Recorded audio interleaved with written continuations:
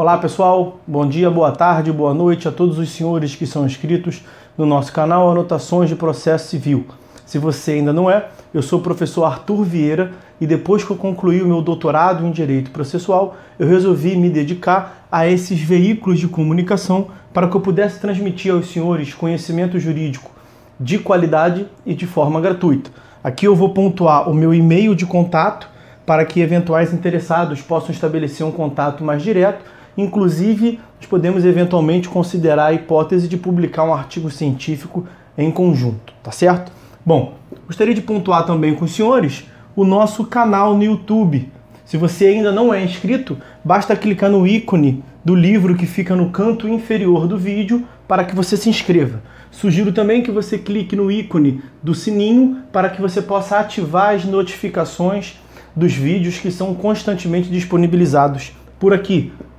Gostaria de apresentar também aos senhores a nossa plataforma acadêmica, arturvieiracursos.com.br, arturvieiracursos.com.br, onde os senhores encontrarão cursos online de modo gratuito, inclusive com a emissão de certificado válido em todo o território nacional, tá certo? Então, após a pausa, nós vamos tratar do vídeo de hoje.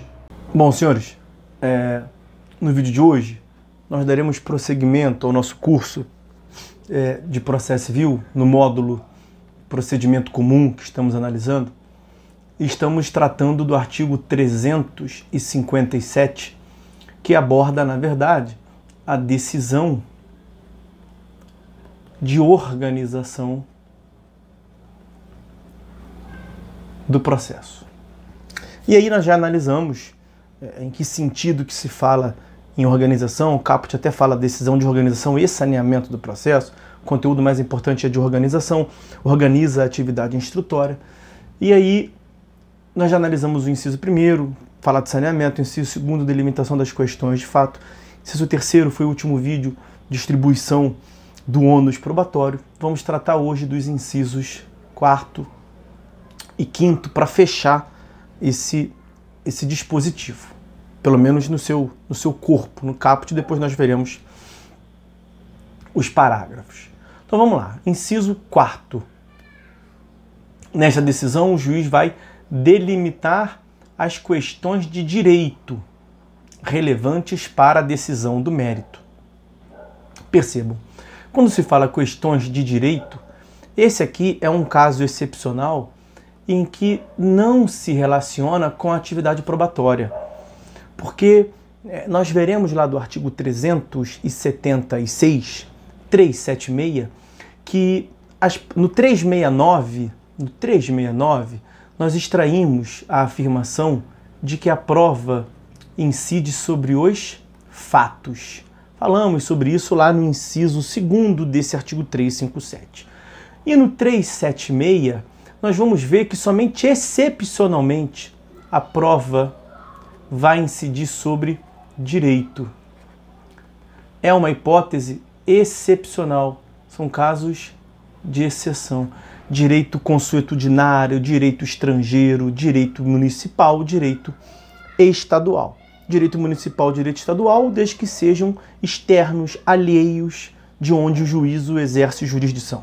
Bom, então, quando o inciso 4º do 357 trata da delimitação das questões de direito, isto não é uma organização propriamente da atividade instrutória. Isso, na verdade, tem a ver com um aspecto maior, que é um dever de diálogo que se atribui ao juízo, diálogo com as partes, que decorre do processo cooperativo que o nosso código realmente parece ter adotado. No artigo 6º, por exemplo, nós temos o princípio da cooperação.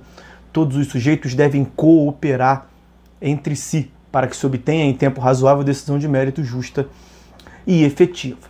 Esse diálogo, ele abrange, ele inclui aspectos meritórios, aspectos sobre questões de direito. Então, se aos olhos do julgador tiver algum ponto de direito que seja relevante para a solução da controvérsia e as partes não tenham ainda se manifestado, o juiz pode, deve apresentar isso para as partes em qualquer momento do processo, e o Código está estimulando que ele faça isso nesta decisão. Isto, ao fim e ao cabo, decorre daquela ideia que nós já estudamos também aqui no curso, de contraditório participativo. O contraditório participativo no sentido de que as partes tenham influência no resultado final, que as partes não sejam surpreendidas. Que a doutrina norte-americana trata como o right to be heard, o direito de ser ouvido.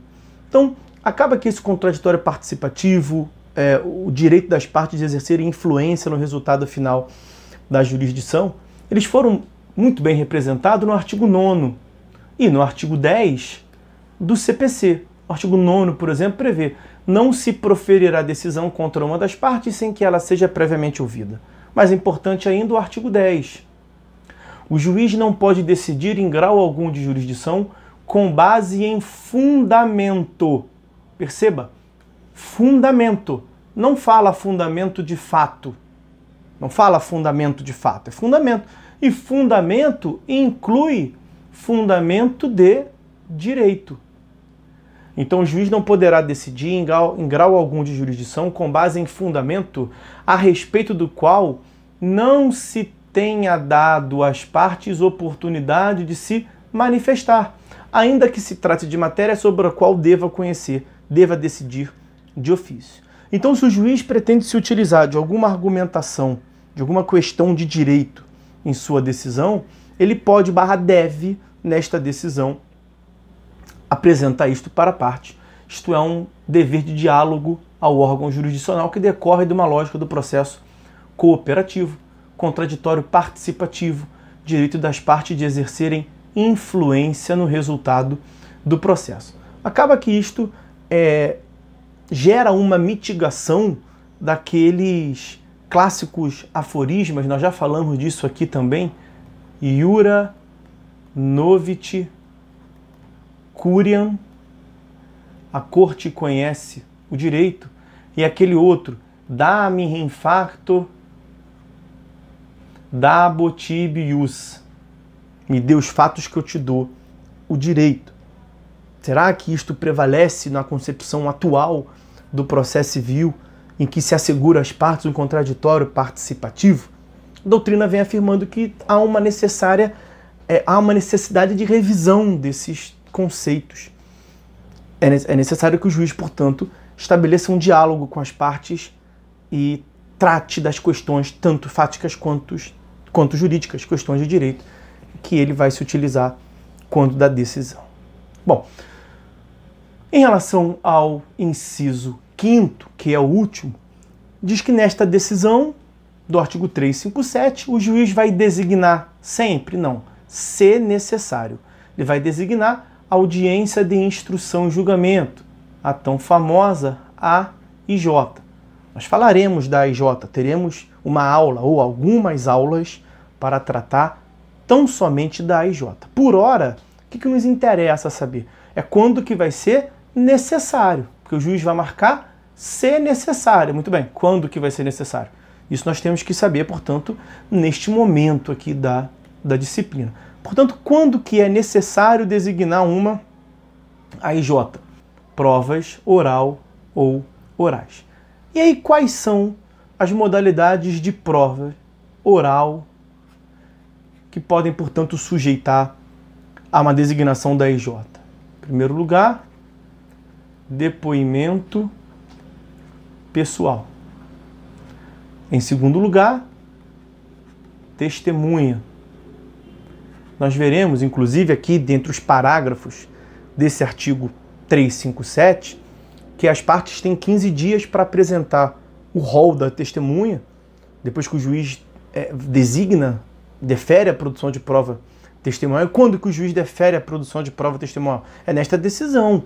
Está lá no inciso 2º do 357. Então as partes vão ter o prazo de 15 dias para apresentar o rol, no máximo 10 testemunhas para cada parte, 3 por fato, enfim, nós veremos isso quando da análise lá dos parágrafos 4º e 6º desse artigo 357. Voltaremos a isso.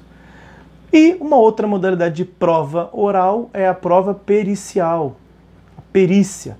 Então, portanto, o juiz vai designar o perito, vai fixar o prazo para a entrega do laudo e, se possível, vai estipular um calendário para a realização da perícia. Isso nós encontraremos, falaremos novamente sobre isso no parágrafo 8º desse artigo 357 e encontraremos essa previsão também no artigo 465 do CPC. Tá certo? Bom, então, no inciso 2º, o juiz vai delimitar quais são os fatos que ele pretende ver provado e vai definir quais são os meios de prova que vão provar aqueles fatos. E aí, no inciso 5º, ele já vai saber se dentre aquelas provas do inciso 2º terá prova oral ou não. Tendo prova oral, ele vai designar EJ. Não tendo prova oral, não há necessidade de designar EJ. Então, o inciso 5º ele é eventual. Nem sempre. Depende, portanto, de haver necessidade. Ou seja, depende se o juiz designou a produção de uma prova oral. A prova oral, grosso modo, é produzida em audiência de instrução e julgamento no procedimento comum. Tá certo? Analisamos, portanto, os incisos, inciso 4º e 5º, fechamos a análise dos incisos. Vamos ficando por aqui. A partir no próximo vídeo nós vamos começar a análise dos parágrafos. São bastantes os parágrafos dessa decisão, desse ato relevantíssimo, a decisão de organização do processo, e vamos seguindo, vamos tocando o barco no nosso curso aqui sobre o procedimento comum. Tá certo? Bom, meus amigos, então é isso. Por hora é só. Fiquem todos com Deus e até a próxima.